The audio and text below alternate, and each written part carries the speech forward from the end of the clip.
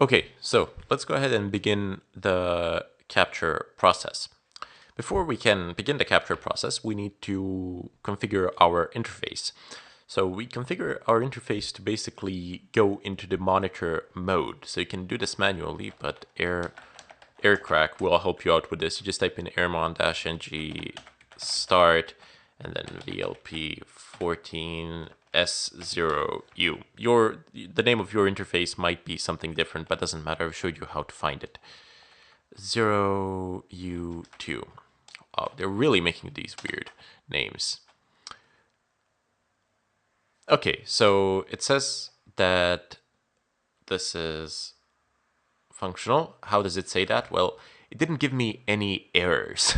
that's the important part. So it says wireless network adapter, monitor mode, Wi-Fi enabled on this device. So it created another device there. Disabled. Okay, so it's fine. As long as you don't get a message that states error or something like that, it worked out. And here we have a message confirming that the monitor mode has been enabled. So that's good. That's good. Config. And as you can see, I have another interface down below, and this is the interface that I am going to be using now. Okay, so next up, we need to type in, clear the screen and type in airmon-ng and type in the name of the newly created interface and press enter. Oh, right.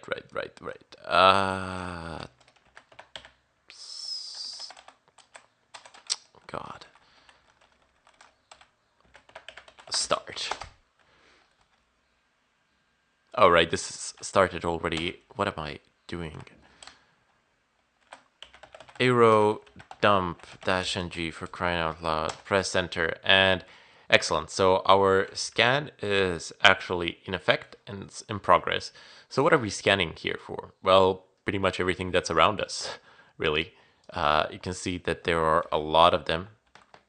There are a lot of networks. You can shift them with page up and page down if you like. Just press shift and then press page up or page down. Now, I am not going to mess with anybody else's internet, wireless connection. I am just going to mess with my own, which is basically named my domain. So that is the one that I'm going to play around with. It's odd enough that I have exactly the same power as everybody else around me, which is kind of weird. Because their signals must be really strong.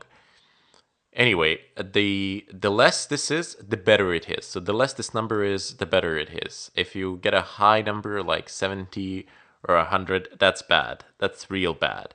If you, I mean, they're far away and the signal is going to be pretty weak. Up here, you can see the channel. So the channels are being switched. I think there are 12 or 13 usable channels that wireless actually operates on.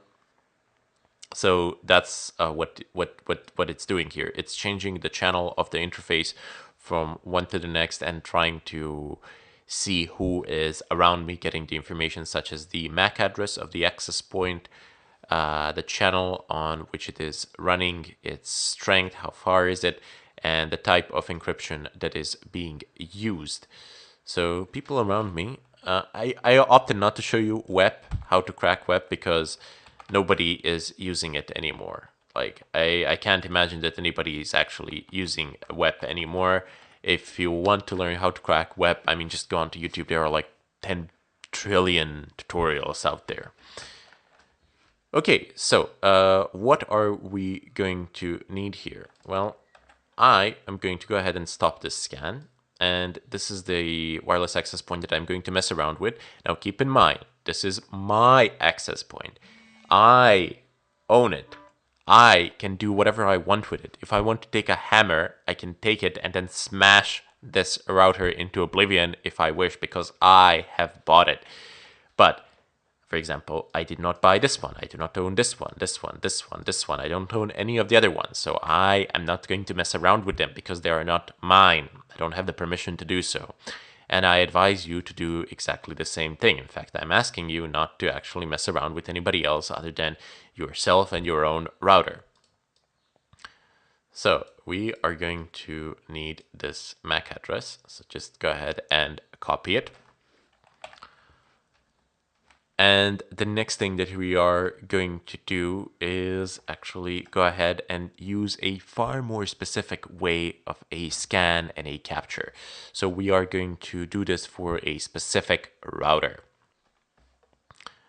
Just let me see which channel was it. We needed the MAC address and the channel. So it's working on channel 8. Okay, no problems. Channel 8 it is.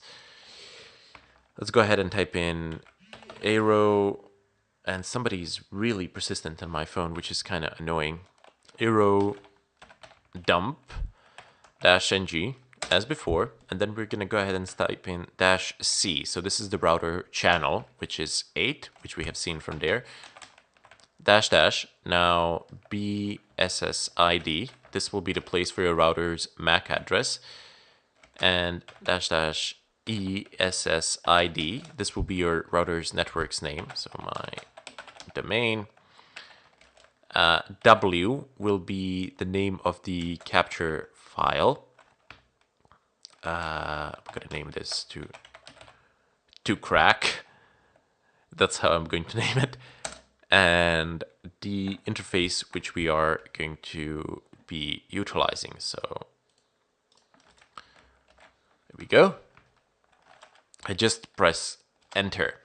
So this is looking on channel 8 for this specific MAC address, and it's scanning for this router and this router alone. It doesn't want to scan for anything else because, quite frankly, it actually cannot scan for anything else.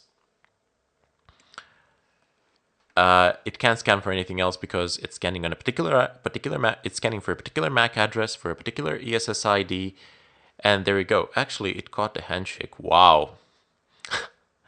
Okay, the reason why it actually caught the handshake is because I just took my phone up and woken it up from sleep, and I realized that my Wi-Fi wasn't on.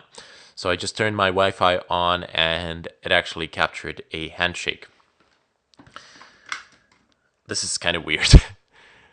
So anybody basically connecting to the network, their handshakes will be caught. I can just press Control-C, clear the screen, and begin the process over again. Just so that there aren't any fake things or anything like that going on, because I didn't really de-authenticate anyone. Okay, so here you have the BSSID and some station name.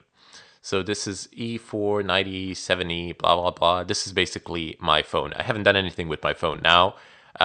It's just connected to the Wi-Fi. That's it. It picked it. The scanner picked it up because it's transmitting to the wireless access point.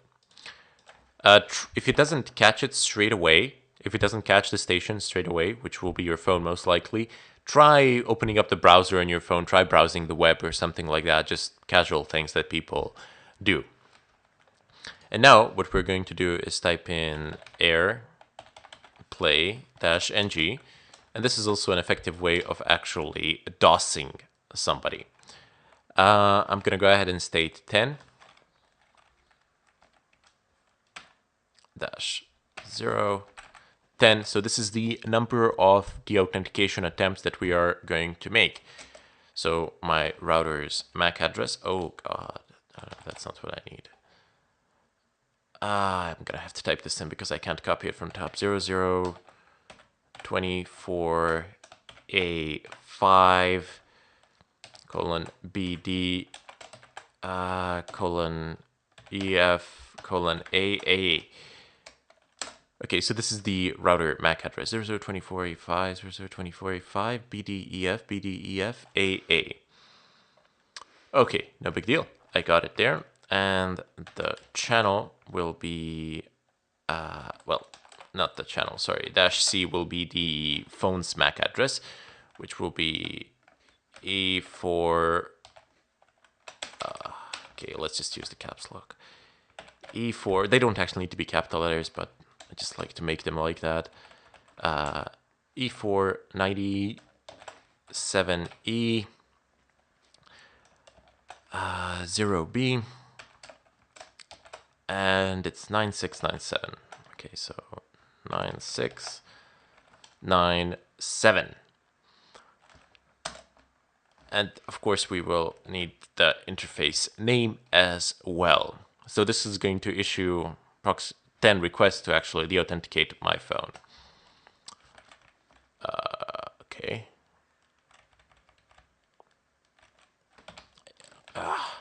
AirPlay. Okay, so it's sending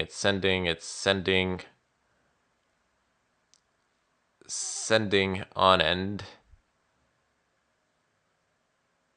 Why is it sending on end? It should just send 10 packets, but oh well. Just wait for it, and eventually you should get a handshake up here, depending on how your router is configured. You can have pretty good routers where this is actually not possible to do it in this fashion.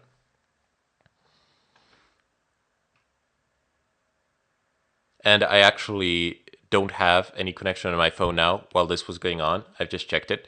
It's basically, it's gone. So my phone is actually not connected to the wireless access point while all of this is happening.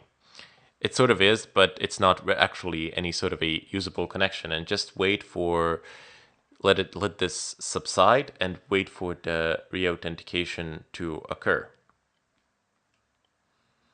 Might take a while depending on how well your phone actually works and on how well your router works, because it just survived a lot of the authentication. And there you go. You have the VPA handshake. So it might take a while. So when you send the authentication requests, your phone is basically no longer utilizing that Wi-Fi. It can't use it. And even the scan could jam it to an extent as well. But once the deauthentication is finished, you need to wait a little bit for the phone to actually reauthenticate to the access point or a laptop or whatever. And once it reauthenticates, you will get this VPA2 handshake. So you can cancel these proceedings here.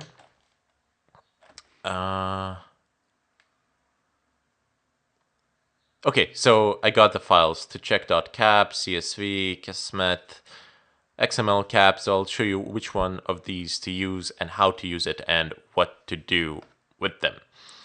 Anyway, gonna bid you farewell here, and we shall see each other in the follow-up tutorial where we will actually begin the cracking process, or the setup for the cracking process and then the cracking process itself.